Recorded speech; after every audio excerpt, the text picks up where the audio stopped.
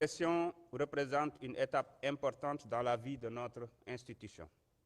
Elle nous offre l'opportunité de dresser le bilan du chemin parcouru, d'évaluer nos avancées et d'ouvrir de nouvelles perspectives à la lumière de notre idéal républicain, faire de l'Assemblée nationale une institution rigoureuse, moderne, transparente et résolument tournée vers le service du peuple sénégalais. Mesdames et messieurs, honorables députés, chers collègues, à notre arrivée, nous avons trouvé une institution marquée de dysfonctionnement qui affectait sa crédibilité, mais aussi ses performances. Face à cette réalité, nous avons choisi d'agir avec méthode, rigueur et transparence.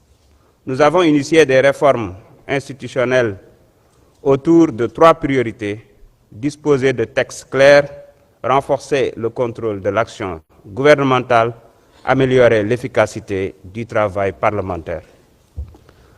La première étape fut une révision en profondeur de nos textes fondamentaux. Le règlement intérieur qui aujourd'hui impose désormais à chaque commission permanente de produire un plan de travail annuel évalué en plénière. Le règlement administratif et financier garantissant une exécution budgétaire conforme aux standards de bonne gouvernance. Le statut du personnel administratif pour une gestion plus rigoureuse, transparente et professionnelle.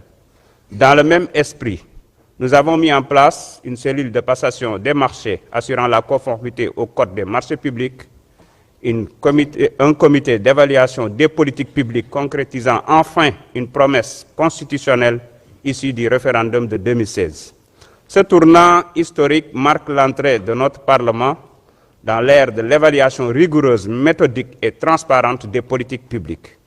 Notre démarche de modernisation s'appuie sur une digitalisation active de nos procédures.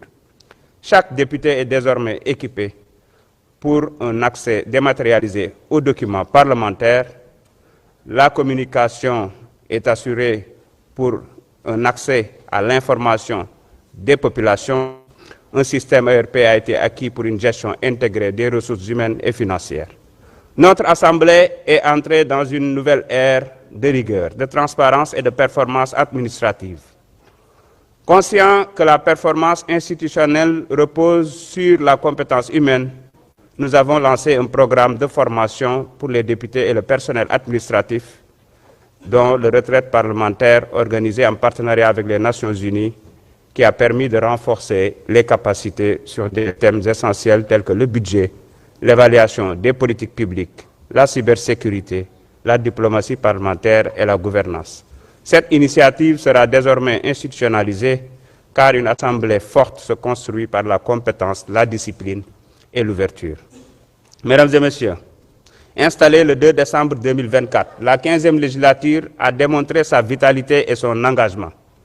21 lois adoptées, 468 questions écrites adressées au gouvernement, 2 questions d'actualité débattues, une multiplication des missions de terrain des commissions, un taux moyen de présence de 85% en commission et 74% en séance plénière.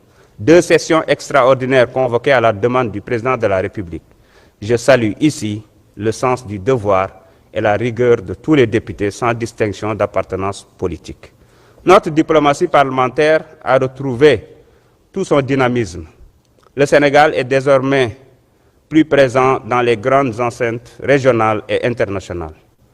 La visite historique du président de l'Assemblée nationale du Vietnam ayant débouché sur des accords bilatéraux majeurs avec l'exécutif, nous avons également accueilli plusieurs délégations parlementaires du Canada, du Maroc, du Japon, du Royaume-Uni, du Nigeria, de la Côte d'Ivoire et d'autres partenaires dans un esprit d'ouverture et de coopération mutuellement bénéfique.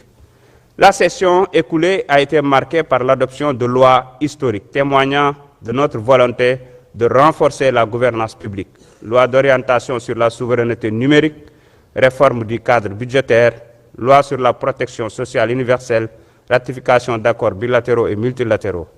Mais surtout, 4 lois votées en août 2025 ont marqué un tournant majeur.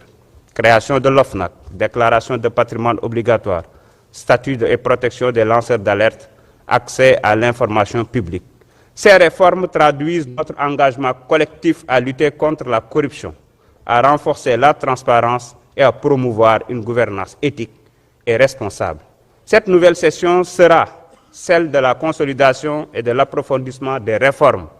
Nos priorités sont claires: lancement de la chaîne de télévision parlementaire, adoption du plan stratégique 2025-2029, élaboration de manuels de procédure administrative, financière et comptable, finalisation de la transformation numérique, renforcement du dialogue citoyen permanent. Nous poursuivrons l'évaluation des politiques publiques, la publication des comptes rendus budgétaires, ainsi que la réflexion des réformes constitutionnelles. Nous saluons la collaboration constructive du gouvernement sous l'autorité du Premier ministre Ousmane Sonko, à qui nous réaffirmons notre loyauté et notre engagement. Nous exprimons notre gratitude à son Excellence, le Président de la République, Bassirou Diomaye Faye, pour son attachement au renforcement des institutions et à l'équilibre des pouvoirs. Madame le secrétaire d'État, nous vous remercions pour votre disponibilité et formulons le vœu de voir la mise en place d'une plateforme électronique sécurisée pour fluidifier les échanges entre le Parlement et l'exécutif.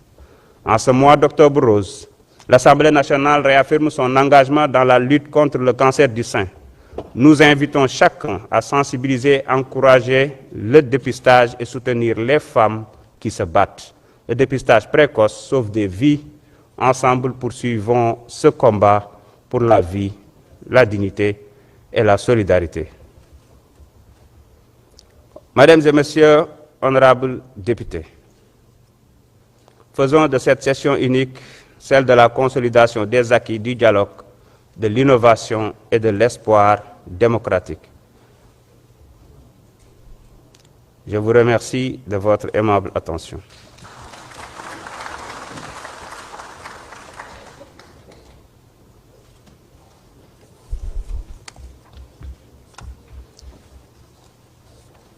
Mes chers collègues, j'ai reçu l'affaire suivante. Projet de loi numéro 19/2025 portant loi de finances pour l'année 2026. Acte est donné au gouvernement du dépôt de cette affaire. Mes chers collègues, le bureau de l'Assemblée nationale étant installé, il reste à procéder à la constitution des différentes commissions de l'Assemblée.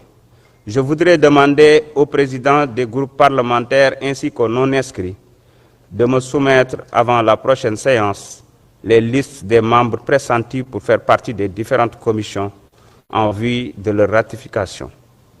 Je rappelle que, conformément aux dispositions de l'article 36 alinéa 2 de notre règlement intérieur, les commissions permanentes comptent 35 membres chacune, à l'exception de la commission des finances et du contrôle budgétaire, qui inclut d'office les présidents des commissions permanentes.